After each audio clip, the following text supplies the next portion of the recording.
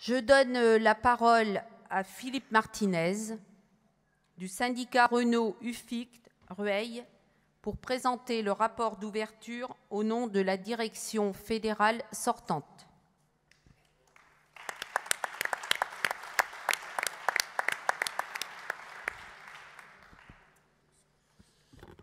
Bonjour à toutes et à tous. Alors, une petite mesure de précaution pour moi aujourd'hui. Vous avez peut-être vu ce matin dans un quotidien un article sur le Congrès fédéral et il se trouve qu'il y avait une photo où je n'avais pas de moustache. Donc pour éviter que vous me tiriez la moustache toute la semaine, c'est une vraie. Ceci est dit, merci à vous. Chers camarades, chers amis et invités, au nom de la direction fédérale sortante, au nom de toute la fédération, je vous souhaite la bienvenue à notre 40e congrès fédéral, ici au Palais des Congrès du Mans.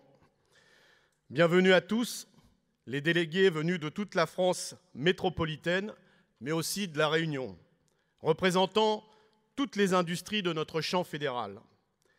Merci à tous vos syndicats qui ont permis votre participation dans cette période difficile et complexe, souvent éprouvante pour les équipes syndicales face aux appétits du patronat. Vous avez compris, ils ont eu l'intelligence de favoriser votre présence ici pour 5 jours de réflexion, d'échange, de prise de décision dont nous avons tant besoin. Vous êtes environ 450 délégués présents, plus qu'au dernier congrès, et pour une grande majorité d'entre vous, je rectifie ce qu'a dit Monique, c'est sûrement ça que tu cherchais, pour 65% d'entre vous, c'est la première fois que vous assistez à un congrès de la fédération. Et cela mérite d'être souligné. Votre présence à tous, malgré, nous le savons, la difficulté d'être éloigné durant une semaine de ses proches, de son boulot ou de son syndicat, montre le sérieux de votre démarche et de votre engagement. Je voudrais également saluer l'ensemble de nos invités qui vont se succéder tout au long de la semaine et qui vous seront présentés chaque jour, comme cela a été fait par Blandine. Je sais que vous leur réserverez l'accueil chaleureux et fraternel des métallos. Cette présence de délégués en nombre est à l'image de la préparation dynamique de ce congrès. Depuis son lancement, il y a environ 1 an, ce sont plus de 20 000 syndiqués qui se sont réunis lors d'assemblées générales ou de congrès de syndicats, du STM, de comités de coordination des métaux, voire de groupes. C'est également la tenue d'assises fédérales, je pense particulièrement à celle des jeunes ou de l'égalité professionnelle. De plus, il faut ajouter une multitude de journées d'études. Malgré cela, il nous faut savoir évaluer ensemble nos manques et nos difficultés. Nous avions pris une décision politique, celle d'accorder une place plus importante aux femmes dans nos délégations. Je vous rappelle que l'objectif était une présence de 30% d'entre elles parmi nous. Cet objectif ambitieux, puisqu'elle ne représente qu'un peu plus de 20% des effectifs de notre profession, n'est ni un effet de mode, ni une utopie. Il s'appuie sur le travail réalisé par le collectif de la fédération, à l'image de la réussite des dernières assises sur l'égalité professionnelle qui se sont tenues à Montreuil le 25 février dernier. Le nombre de participantes et de participants, la qualité des interventions et la détermination à agir pour changer les choses montrent que nos ambitions sont réalisables. Certes, il y a plus de délégués EES qu'au dernier congrès, 16 en plus, soit au total 49. La barre des 10% est franchie, mais, vous l'avez compris, l'objectif n'est pas atteint. Il reste du chemin à parcourir, car la place des femmes dans notre syndicalisme est un enjeu majeur. Leur place et leur responsabilité à tous les niveaux de l'organisation. Le même effort que nous avons fait pour les jeunes, même si sur cette question également, il ne faut pas s'arrêter en si bon chemin, car là aussi, il y a parfois un décalage entre le dire et le faire. Nous avons tendance à dire régulièrement que nous vivons une période et une situation complexes ou exceptionnelles. C'est évidemment encore le cas aujourd'hui face aux nombreux bouleversements, notamment politiques, que nous avons connus depuis notre dernier congrès. En 2011, nous étions sous l'ère Sarkozy, à la sortie d'un conflit majeur autour de la question des retraites et du recul de l'âge de départ de l'ensemble des salariés. Déjà des questions comme ce qu'ils nomment dans le camp d'en face le coût du travail, la compétitivité des entreprises étaient ressassées en permanence.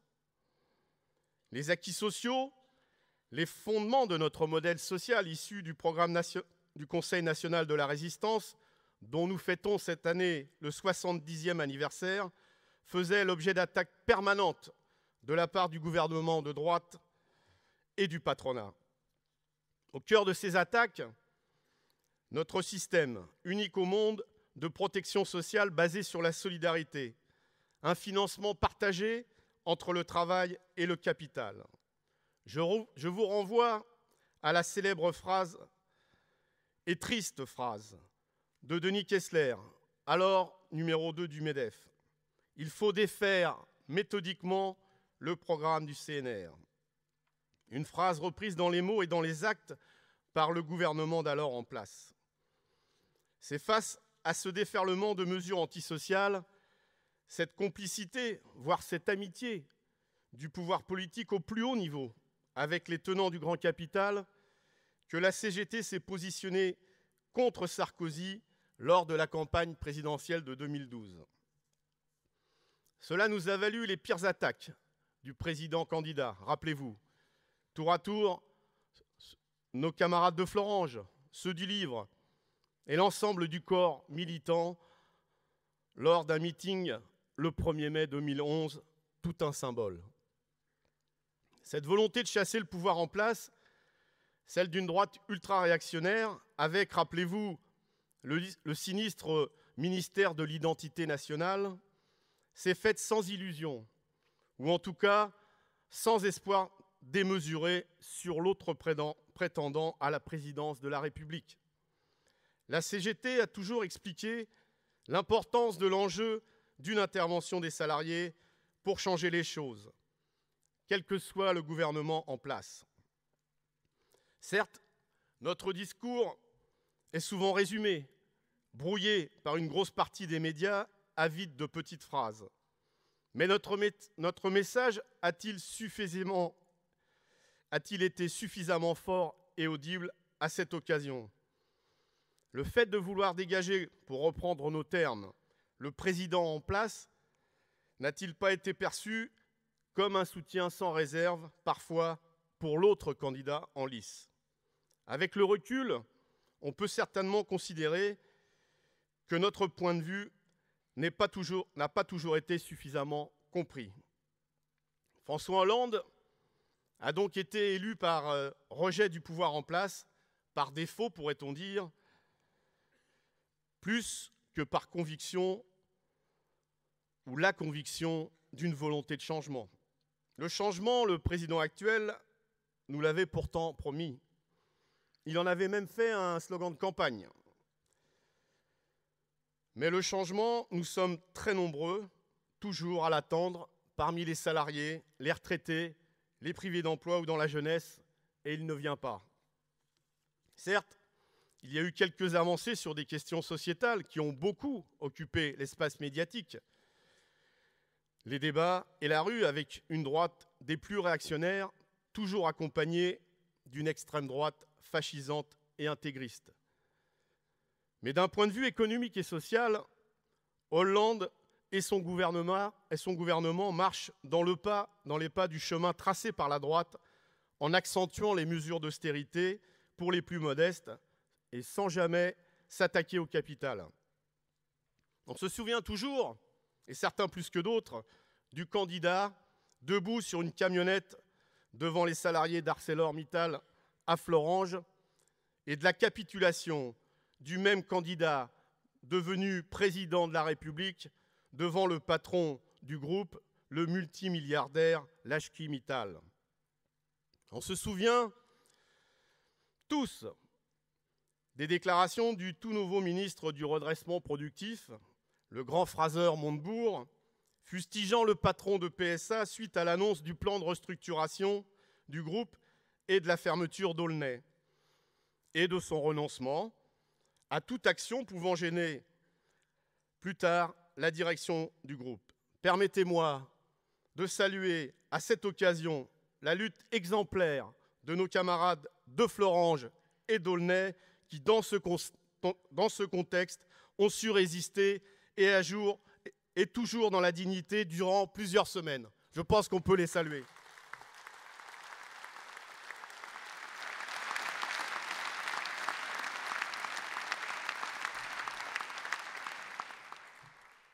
Hollande a eu beau changer l'emballage il y a quelques semaines avec un nouvel exécutif, le cap demeure le même.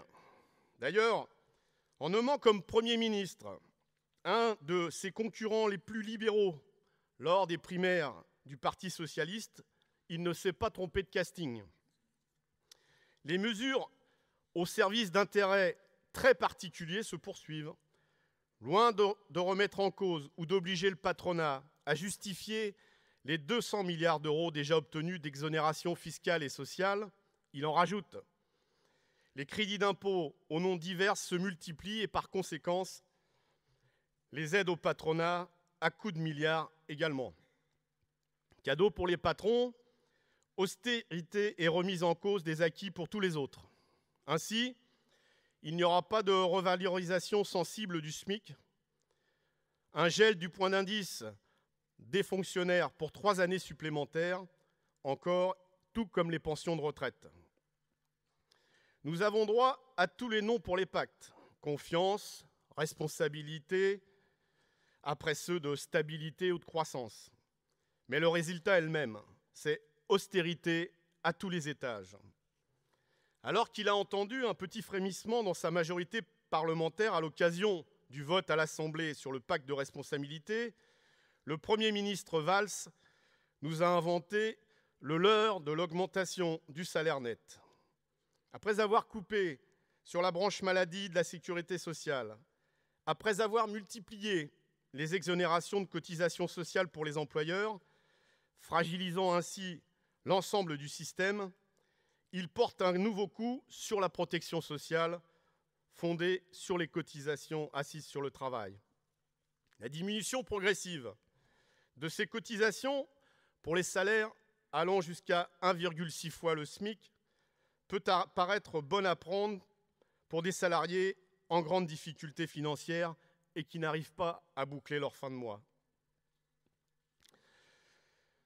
Le Premier ministre en joue d'ailleurs, mais sachons les alerter. En gros, il nous remet dans une poche une part de ce qu'il nous a beaucoup pris dans l'autre. On voit bien l'importance, quand on évoque cette question en interne ou avec les salariés, de faire référence au salaire brut, c'est-à-dire le paiement de la qualification et la part socialisée de nos salaires. Le MEDEF boit du petit lait. Certes, il n'en a jamais assez, il en redemande, mais malgré des protestations de Gattaz, le nouveau patron des patrons, il se frotte les mains.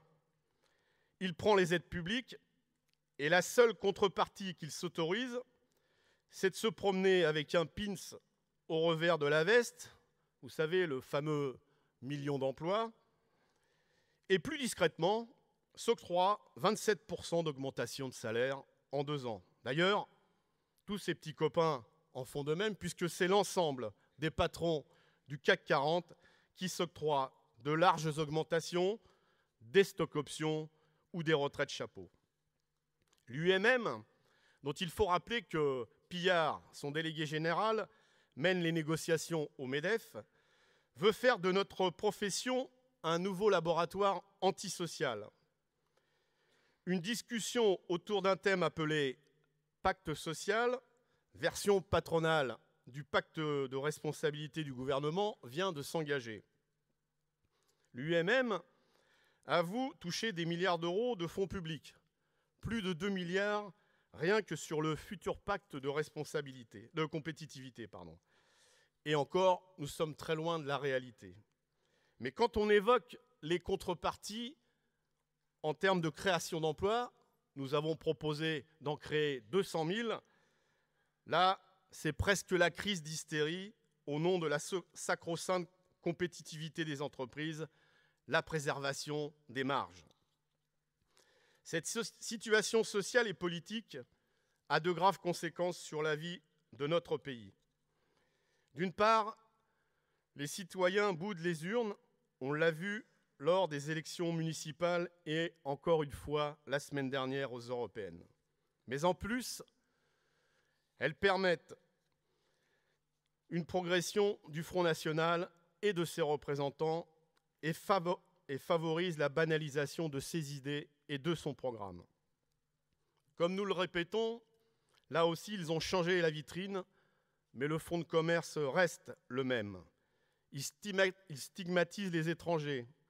Ils s'appuient sur la division du monde du travail en France, en opposant Français et immigrés, en accusant les chômeurs ou les fonctionnaires d'être une fois des assistés, une autre des privilégiés, mais sans jamais remettre en cause les fondements de la crise, du chômage, c'est-à-dire le capitalisme. Avez-vous déjà entendu un dirigeant du Front National remettre en cause le coût du capital, les profits des entreprises ou même les dividendes exorbitants versés aux actionnaires?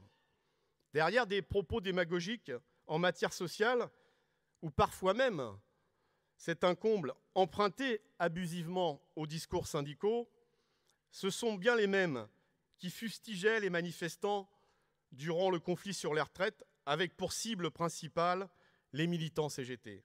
D'ailleurs, les premières mesures prises par les nouveaux maires Front National sont notamment la remise en cause d'aides financières à diverses associations humanitaires ou de défense des droits de l'homme.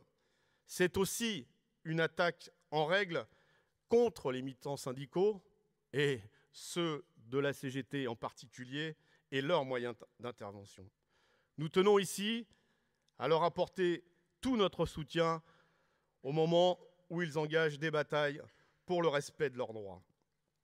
En prenant le repli sur soi, la fermeture des frontières, ils veulent repousser ou cantonner une partie de la misère ailleurs en Europe et dans le monde. Nous sommes au contraire profondément internationalistes. Nous travaillons avec d'autres organisations syndicales pour améliorer partout la situation des salariés, leurs conditions de travail, leurs salaires, leur protection sociale. Car tout le monde sur cette planète a le droit à un emploi digne, bien sûr. Nous refusons de montrer du doigt les travailleurs détachés, comme on dit, que nous croisons dans nos boîtes. Ils sont sous-payés, travaillent et vivent dans des conditions inacceptables. Les coupables, ce sont les patrons qui les exploitent en organisant la sous-traitance et les oppositions entre salariés. Même boulot, même droit, même salaire, même combat, telle doit être notre devise.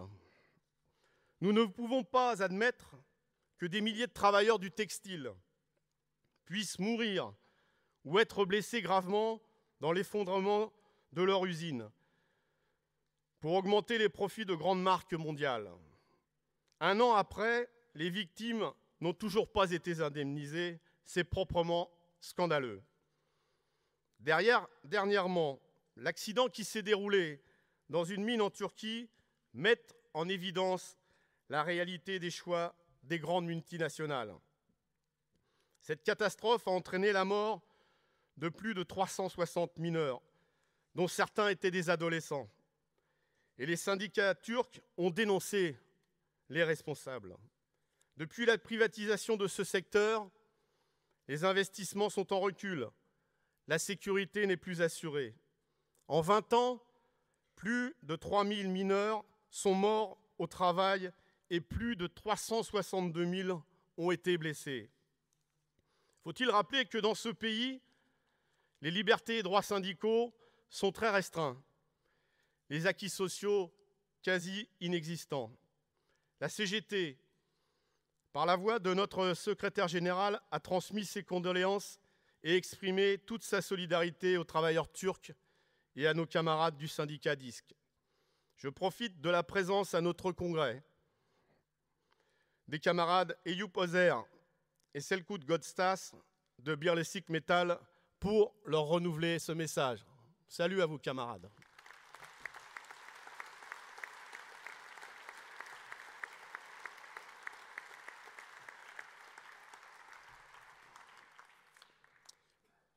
Nous refusons la mise en place du traité transatlantique, accord négocié sans bruit, ni communication, sans débat et pour cause. Un traité qui permettra par exemple aux multinationales de traîner les États devant les tribunaux pour contester des législations nationales remettant en cause leurs intérêts financiers. On mesure les conséquences sur nos acquis sociaux déjà bien attaqués par le capital. Nous le disons haut et fort, il faut un vrai débat national. Les peuples doivent être informés et consultés. Nous ne pouvons accepter un monde où les conflits armés se multiplient, comme en Ukraine. Nous tenons à apporter notre soutien et notre solidarité aux syndicalistes, qui sont la cible de groupes extrémistes qui brûlent comme symbole leurs locaux syndicaux dans un pays où la Troïka veut également imposer ses règles. Une politique d'austérité qui place la population en situation d'otage entre les pro-russes et les pro-occidentaux. Cette actualité, évidemment, plus proche de nous, ne nous fait pas oublier la situation en Syrie, sur le continent africain et depuis trop longtemps en Palestine. Des conflits où le nationalisme, voire le fascisme, ressurgissent. Des conflits où les intérêts des puissants et des multinationales priment sur les intérêts des peuples, souvent démunis, et qui sont les premières victimes de la guerre. Oui, nous sommes résolument pacifistes, et nous préférons au bruit des canons la diplomatie et les solutions négociées. Cette solidarité, ces combats communs, nous les construisons en respectant les différences et les cultures syndicales dans chacun des pays. Car dans ce domaine aussi, il faut faire preuve d'humilité, ne pas jouer les donneurs de leçons. Mais en toute occasion, nous faisons valoir notre point de vue, nos avis, sans concession au sein des organisations européennes et mondiales auxquelles nous sommes affiliés. Avec d'autres organisations en Europe, nous œuvrons par exemple pour définir des critères communs afin de préciser ce que pourrait être un salaire minimum européen pour tous, après avoir construit également ensemble une déclaration offensive et des initiatives pour lutter contre la précarité. Je vous invite, chers camarades, à saluer comme il se doit l'ensemble de nos camarades européens et internationaux présents dans la salle, venus de l'Europe et des quatre coins du monde.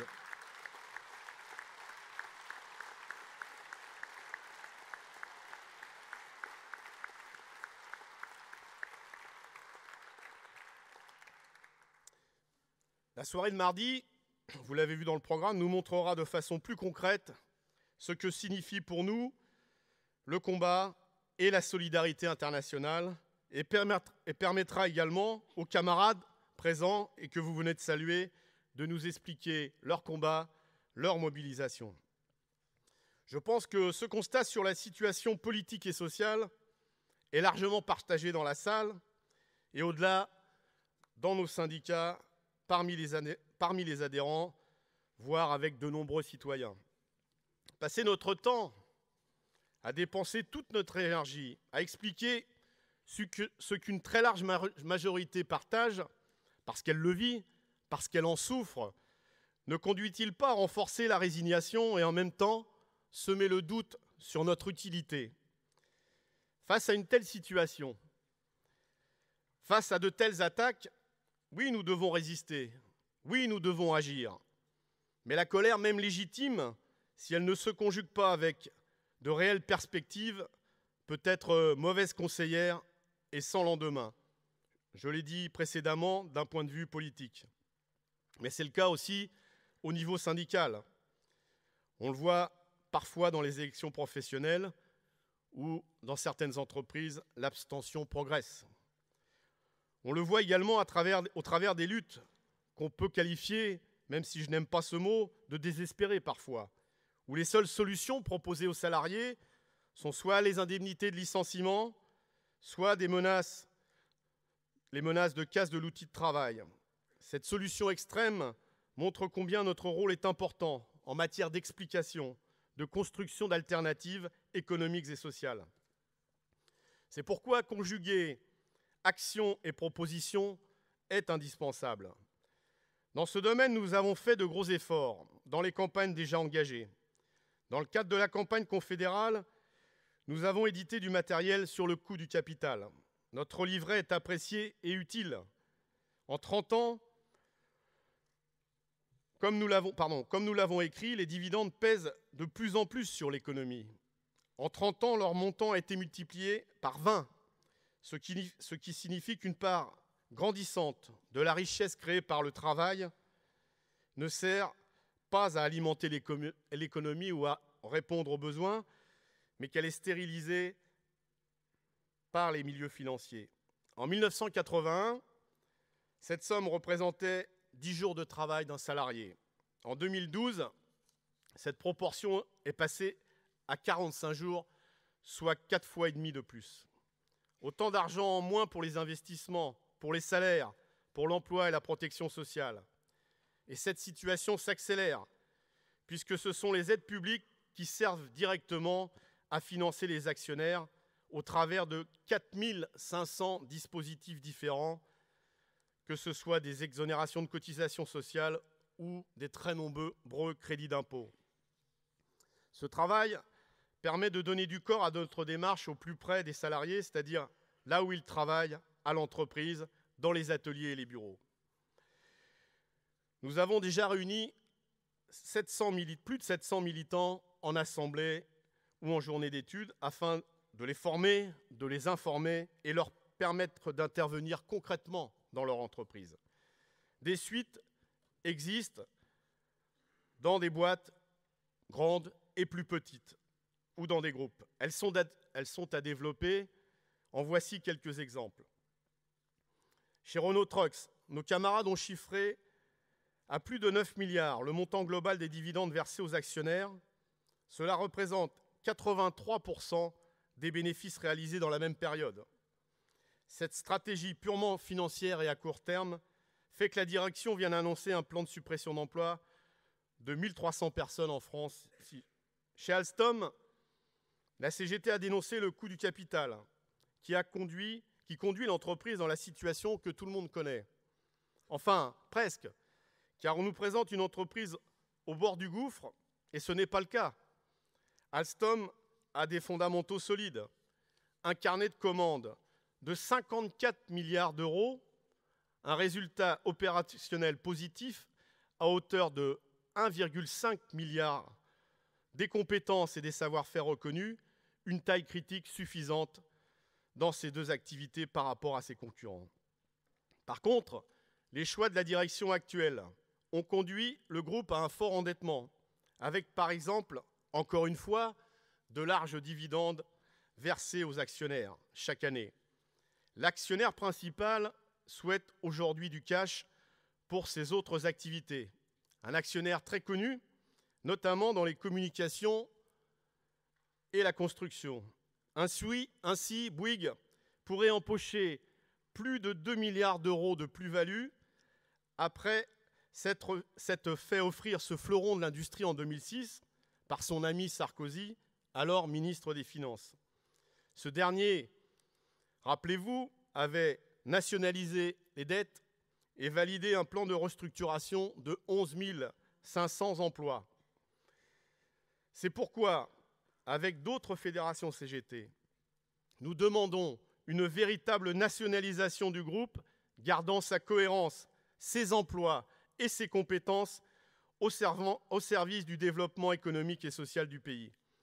C'est sur cette base que nous avons construit un projet alternatif avec les syndicats et les salariés, le plan C, je vous la fais pas, si, comme CGT, dont le gouvernement doit aujourd'hui tenir compte. Chez Ascométal, où le fonds de pension Apollo et les banques ont pillé l'entreprise au point de la mettre en dépôt de bilan, puis en redressement judiciaire. Là aussi, il faut féliciter les camarades de la CGT, les salariés, pour la grande victoire qu'ils viennent d'obtenir après des mois de lutte, de doute, des tentatives d'opposition entre les sites. Grâce à leur intervention et à leurs actions, ils ont fait en sorte que la concurrence entre les potentiels repreneurs se fasse en priorité sur les questions industrielles et sociales. Au final, c'est le projet qui prévoyait de maintenir tous les sites, dont le Sheila en Isère, tous les emplois en production et avec les investissements nécessaires qui a été retenu par le tribunal de commerce. Au passage, il faut également le souligner, ils ont imposé ce choix au gouvernement qui a été contraint de les soutenir. Une victoire à ne pas banaliser et à saluer comme il se doit. Nous retrouvons les mêmes situations chez Airbus Group, ex-EADS, où le nouveau PDG a été élu stratège de l'année, non pas pour les futurs projets d'avions, mais pour son ambition de doubler la marge opérationnelle du groupe. Une ambition qui, au passage, se traduit par la suppression de 5000 emplois, notamment dans l'ingénierie et des ventes d'activités stratégiques. Je pourrais également citer les fonderies du sel, Altia, PSA et bien d'autres.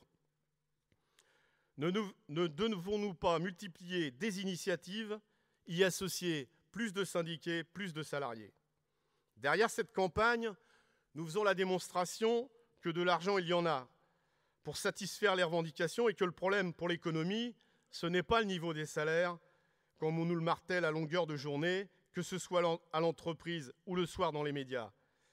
Faut-il rappeler que 50% des salariés en France gagnent moins de 1 675 € bruts mensuels. C'est pourquoi il ne faut rien lâcher de nos revendications salariales et de notre projet de grille de salaire démarrant à 1 700 € qui permet la reconnaissance des qualifications et de l'expérience et au minimum un doublement du salaire pendant sa carrière. Évoquer le coût du capital, c'est aussi aborder le travail et le coût du mal-travail. Car le paradoxe, et ça a été rappelé dans le film, c'est que certains souffrent de ne pas avoir de travail et d'autres souffrent en y étant. Certains y meurent même à cause de mauvaises conditions dans lesquelles ils doivent l'effectuer. Ce coût du mal-travail est rarement évoqué lorsqu'on évoque les finances publiques et la sécurité sociale. Un tract est en cours de réalisation pour montrer à tous cet autre aspect de l'ampleur des dégâts. Nous voulons mettre la question du travail au cœur de notre activité. Pourquoi ? Parce que c'est à partir de leur travail que les salariés ont des possibilités d'agir, d'affirmer et de construire leurs revendications. C'est à partir de situations de travail qu'on peut également évoquer des questions comme l'emploi, les salaires et les qualifications. Quand on leur demande de parler de leur travail, les salariés sont intarissables. Leurs arguments sont concrets, efficaces, tant au niveau social qu'au niveau industriel et économique. Ils expliquent clairement comment ils contournent les consignes qu'ils devraient appliquer pour bien réaliser leur travail. Pour illustrer mon propos, je voudrais vous rapporter ce que me racontait un camarade d'Ascométal à Fos-sur-Mer dernièrement. En décembre dernier, il y a eu un début d'incendie dans un four lié à un problème de maintenance des briques réfractaires. Si le compagnon sur place avait respecté les consignes de la direction en pressant sur le bouton d'arrêt d'urgence, c'est tout l'atelier, voire toute l'usine, qui aurait explosé. C'est son expérience, son professionnalisme qui ont évité la catastrophe. Imaginez à sa place un salarié précaire, un intérimaire sans expérience, et la catastrophe que cela aurait pu conduire. Derrière cet exemple, c'est aussi l'emploi, la reconnaissance des qualifications et la précarité qui sont pointés. Plusieurs cas de ce type plusieurs expériences ont été réalisées par des syndicats. On cite souvent dans notre profession la recherche-action chez Renault, qui met en difficulté la direction du groupe. Je ne développe pas plus, sinon vous pourriez m'accuser d'être partisan. Mais je veux aussi évoquer le travail réel chez Airbus à Toulouse. Les camarades d'Outinor, grâce à une action similaire, ont fait évoluer leur grille de qualification et de classification, permettant que chacun soit mieux reconnu dans son emploi. Redonner la parole à chaque salarié, c'est leur donner la possibilité d'agir directement sur leur travail, d'abord individuellement, puis collectivement. La CGT, ses militants et ses élus ont un rôle majeur à jouer pour ça. D'ailleurs, les directions tentent de dévoyer ces aspirations en multipliant les groupes de travail, les collectifs en marge des institutions représentatives du personnel. Ils donnent la parole aux salariés, mais elle n'est jamais libre, elle est toujours encadrée. La question des droits d'expression des salariés et des droits syndicaux est donc extrêmement liée. Il nous faut reconquérir, revendiquer partout des droits nouveaux. Nous voulons prolonger et amplifier notre activité autour de l'avenir de l'industrie et des emplois dans notre pays. Cela ne s'oppose pas à notre coopération avec d'autres syndicats à travers le monde, comme je l'ai évoqué plus tôt. Cette question de l'industrie est essentielle pour notre fédération, et pas seulement parce qu'elle est au cœur de notre champ professionnel. Face à de nombreux commentaires venant du monde politique ou patronal, de milieux économiques ou syndicaux, qui n'épargnent malheureusement pas la CGT sur la fin d'une certaine industrie, nous devons être ambitieux et offensifs. Nous refusons l'idée trop souvent répandue que nous assisterions à la fin d'une certaine industrie et que l'avenir serait réservé à une industrie moderne, on ne sait pas laquelle, une industrie dite verte ou de haute technologie. Avec de surcroît un monde divisé en deux, d'un côté ceux qui produisent, de l'autre côté de la planète, et de l'autre, en Europe, en France, par exemple, ceux qui recherchent, qui innovent ou qui inventent. Une telle présentation est une vaste fumisterie. D'abord parce que l'expérience nous montre que les transferts de production s'accompagnent toujours de transferts de technologie et de savoir-faire. Par ailleurs, les besoins sont immenses à travers la planète. À titre d'exemple, 1 milliard d'êtres humains n'ont pas accès à l'eau ou à l'énergie. Des dizaines de millions, souvent les mêmes d'ailleurs, souffrent de malnutrition. Il nous faut donc remettre les choses à l'endroit. C'est tout le sens de notre bataille sur l'industrie. L'industrie, c'est de la production, avec des ouvriers, j'insiste, et de l'ingénierie. L'un ne va pas sans l'autre. C'est pourquoi nous avons réalisé un véritable travail par filière, avec déjà la réalisation de plusieurs dossiers, l'automobile, la sidérurgie, la navale, etc., souvent en coopération avec d'autres fédérations. Notre projet est ambitieux. Nous voulons marquer l'opinion publique, les salariés. Nous voulons porter l'idée qu'il est possible de créer plusieurs centaines de milliers d'emplois dans l'industrie. Pourquoi pas 2 millions sur l'ensemble des filières que nous représentons dans la CGT. Cela s'appuie d'abord sur le besoin de préserver les entreprises existantes et leurs emplois. Des camarades l'ont fait, par exemple dans la réparation à Naval, à Brest ou à Marseille. Ils ont résisté, se sont battus durant plusieurs mois face à ceux qui évoquaient justement leur filière au passé, leur opposant le besoin d'une industrie moderne. Non seulement ils ont préservé l'activité de l'entreprise et le maintien de l'activité, mais ils ont permis aussi aujourd'hui de la développer, voire d'embaucher des nouveaux salariés. D'ailleurs, sur ces deux sites, c'est aujourd'hui la possibilité de développer l'ensemble de la sous-traitance et des infrastructures environnantes. Ainsi, la direction du port autonome de Marseille a décidé la modernisation de la plus grande forme d'Europe, permettant l'accès des plus grands navires. À Brest, c'est toute l'activité économique autour du port qui a été redynamisée et dans l'entreprise, un niveau d'activité qui n'a jamais été atteint depuis très longtemps. Nous avons évoqué l'idée de reconquête de l'activité industrielle et le besoin de projets d'avenir. Au centre de nos préoccupations, l'emploi, les savoir-faire, les métiers et la production. Je l'ai dit, une industrie sans production et sans ouvriers, ça n'existe pas. Ceux qui prédisaient l'avenir de notre pays, et il y a une célèbre phrase d'un ancien président d'Alcatel, je ne vous la cite pas, qui prévoyait une France sans usine. Aujourd'hui, la réalité est là. Elle se résume à plus de 5 millions de chômeurs, la misère et la précarité, le manque de moyens pour les collectivités locales et la recherche qui agonise ou s'expatrie. Nous voulons donc passer à l'offensive autour de plusieurs aspects. Tout d'abord, reconquête de production. Ainsi, 48% des produits manufacturés en France sont importés. Le meilleur exemple étant l'électroménager ou la machine-outil, mais ce ne sont pas les seuls. On peut évoquer l'automobile, même celle de marques françaises dont une très grande majorité est produite hors de nos frontières pour être réimportée. Si nous produisions seulement un tiers de ces besoins, combien de milliers d'emplois de production, d'ingénierie et de recherche faudrait-il créer sur le territoire ?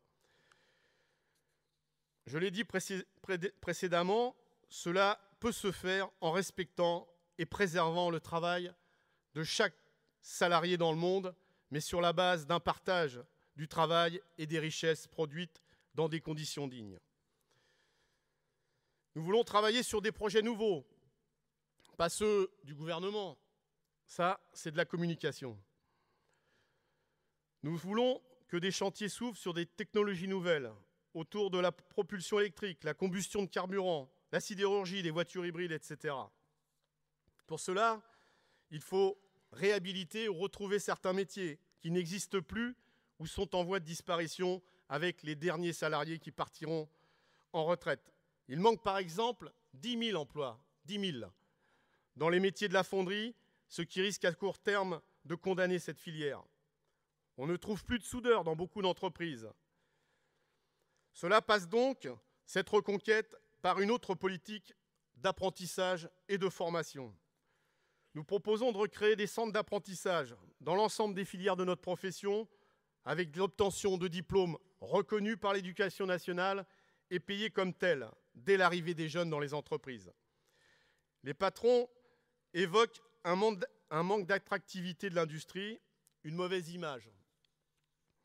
Eh bien, qu'ils augmentent les salaires, qu'ils réduisent le temps de travail, qu'ils améliorent les conditions de travail, qu'ils écoutent les salariés, et je pense qu'il n'y aura plus de problème d'attractivité dans la profession, ni dans aucune industrie d'ailleurs. Dans les syndicats où cette question est portée, elle accroche les syndiqués au travers d'exemples concrets, atelier par atelier, service par service. Nos camarades illustrent à partir du terrain et de leur vécu les besoins d'emploi, les métiers à retrouver. Nous aurons un débat mercredi matin autour de ces questions avec des camarades d'autres professions et vous pourrez intervenir sur ce sujet. Comme vous le voyez, nous proposons un plan de travail précis qui pourrait avoir comme premier rendez-vous d'action, à l'automne, une manifestation nationale à Paris. Nous voulons parler du travail, opposé à la compétitivité, équivalente à la rentabilité, l'efficacité économique et sociale. Nous voulons que cette bataille donc s'appuie sur des initiatives concrètes autour d'entreprises menacées de restructuration ou de fermeture dans des territoires en travaillant les alternatives. Des initiatives qui conjuguent résistance, j'en ai cité, et nouvelles conquêtes. Le développement de notre activité en territoire, dans les USTM depuis longtemps, et depuis le dernier congrès à l'échelle des régions, doit être poursuivi. Toutes les conférences régionales qui ont eu lieu, et c'est le cas à ce jour dans toutes les régions, ont montré l'intérêt des camarades à travailler ces questions tout en y conjuguant un socle social commun autour de la construction de conventions collectives régionales. Vous l'avez noté, Les campagnes sur le coût du capital, celles sur la place du travail et celles sur l'industrie sont indissociables. Le Congrès est une étape importante pour en mesurer les effets et pointer là où nous avons avancé, là où il nous reste des efforts à faire. Notre capacité à convaincre, nous devons la mesurer dans les mobilisations. Des luttes gagnantes, il y en a sur les salaires ou sur l'emploi, et nous n'en parlons pas assez.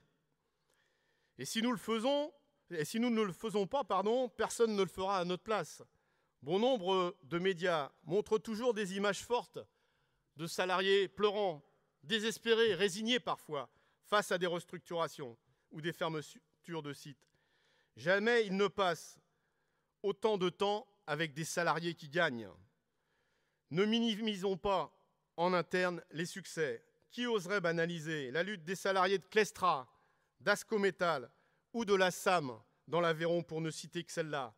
Préserver les emplois, maintenir l'ensemble des sites de production face à des repreneurs, bloquer un accord de compétitivité et obtenir des investissements et une augmentation générale de salaire, on appelle ça comment à la CGT? Même si elle n'est pas dans notre champ fédéral, que dire de la victoire des salariés de Fralib dans les Bouches-du-Rhône après 3 longues années de combat? Moi, j'appelle ça des grands succès et il faut les saluer comme il se doit, saluer ces victoires parce que ce sont des vraies victoires.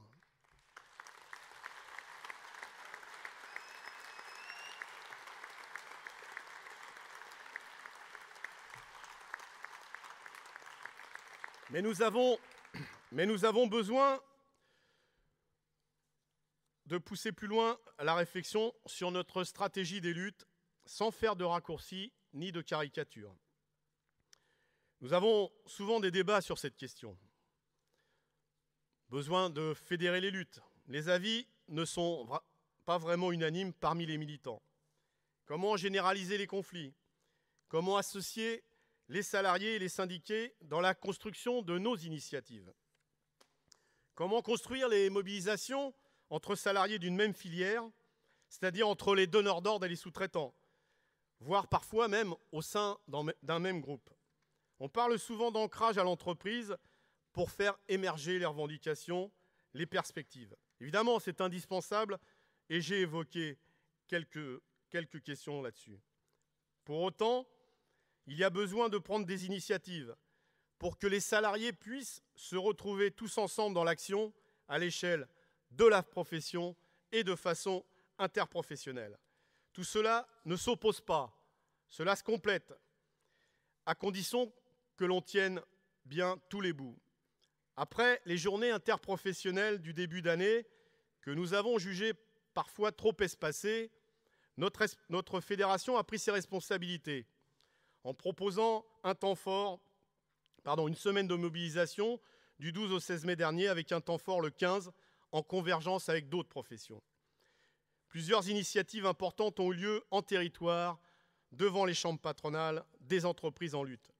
Nous avons milité pour que ces initiatives, pour que ces actions multiprofessionnelles puissent trouver un prolongement interprofessionnel dès le mois de juin, et les occasions de se mobiliser ne manquent pas. Nous sommes surpris parfois d'un manque d'impulsion de la direction confédérale, voire du bureau confédéral. Mais comme on dit, on ne lâche pas l'affaire. Ainsi, nous nous félicitons de la décision, parce que nous y avons beaucoup œuvré, d'une semaine d'action interprofessionnelle du 23 au 27 juin, avec un temps fort de grève et de manifestation le 26, à quelques jours de la conférence sociale. Mais nous pensons que nous devons déjà réfléchir aux suites, à y donner rapidement, en associant les syndicats et les salariés. Pourquoi ne pas consulter, à l'issue de ce temps fort du 26, une consultation rapide de tous les syndicats sur cette question? C'est en tout cas ce que nous avons proposé à la Confédération. Certains se retranchent souvent sur le besoin, voire l'obligation d'une démarche unitaire pour attendre. Notre volonté d'un syndicalisme rassemblé ne doit pas devenir un dogme sans contenu. Oui, les salariés aspirent à l'unité des organisations syndicales. D'ailleurs, beaucoup de luttes, beaucoup de mobilisations, on les retrouve. Je pense tout récemment à ce qui s'est passé dans la fonction publique dans la journée du 15 mai, ou ce qui se passera le 3 juin, c'est-à-dire demain, au niveau des retraités. Mais ça existe aussi dans notre profession. Ces constructions unitaires doivent être partie prenante de nos luttes. Cette construction est difficile, et je pense même parfois impossible au sommet, lorsqu'on voit les positions du secrétaire général de la CFDT sur le pacte de responsabilité, les retraites ou même les salaires. Pourquoi s'entêter à chercher systématiquement à faire semblant d'être d'accord? Dans notre profession, c'est encore plus difficile compte tenu de l'histoire. FO et la CGC se démarquent de leur confédération quand il s'agit de discuter avec l'UMM d'un pacte social au nom de, là aussi, la sacro-sainte politique contractuelle. Ils ont pour autant des difficultés à convaincre leur base, dans une majorité d'entreprises, du bien fondé de leur démarche. Alors oui, l'unité est un combat. Elle est souvent symbole de succès dans les luttes quand les salariés s'en mêlent, quand on leur demande leur avis.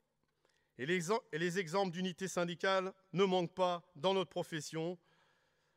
Je l'ai évoqué pour Alstom, je l'ai évoqué pour Ascométal, et vous pourrez les compléter. Nous n'avons pas peur de la démocratie sociale. Les salariés ne sont pas des imbéciles. Ils comprennent nos arguments. Encore faut-il les confronter avec eux et entendre ce qu'ils ont à nous dire.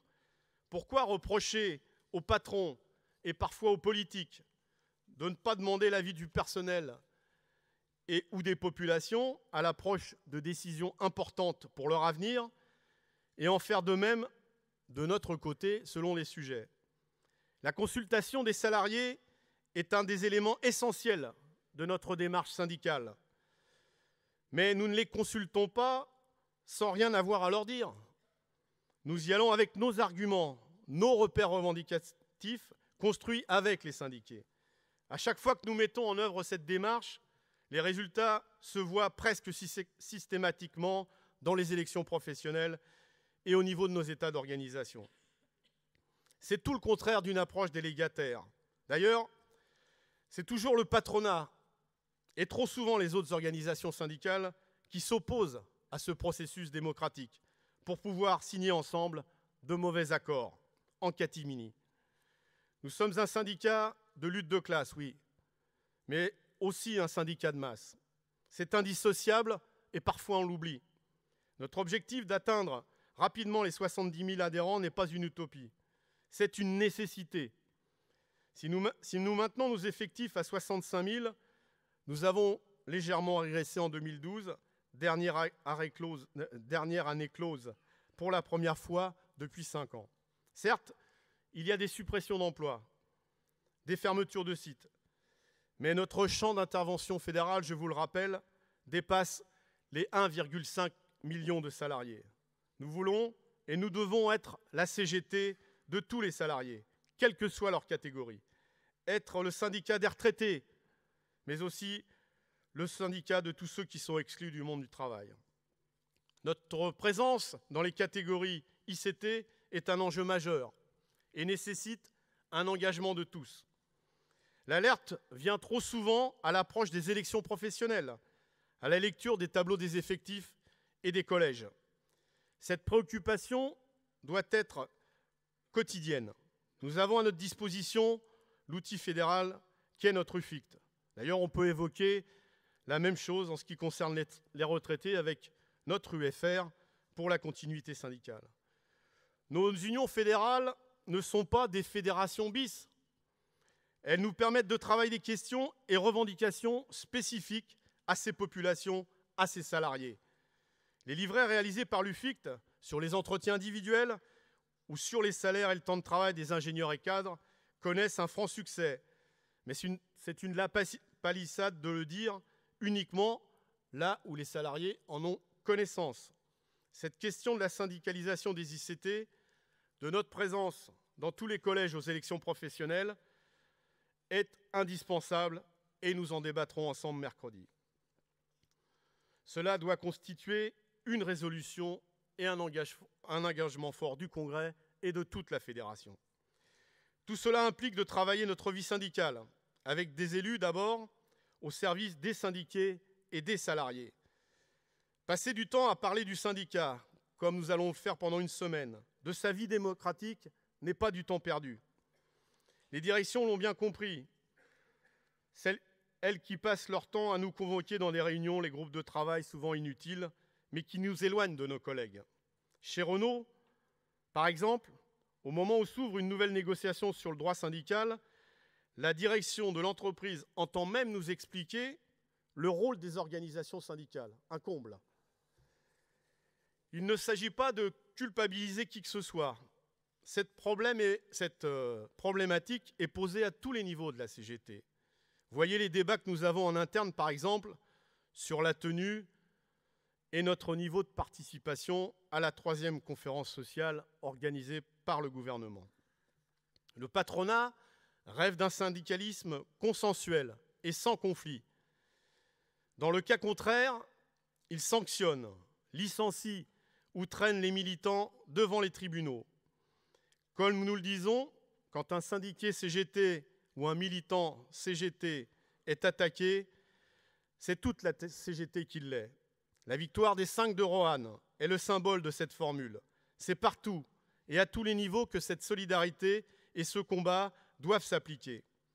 Je pense également aux discriminations syndicales sur la carrière. Dans ce domaine aussi, faisons valoir notre savoir-faire. La victoire de nos camarades de Ratier-Figeac est le meilleur exemple à suivre pour tous. Privilégier la vie syndicale, c'est faire en sorte que les syndiqués, mais aussi les élus et militants puissent s'informer. Puissent se former.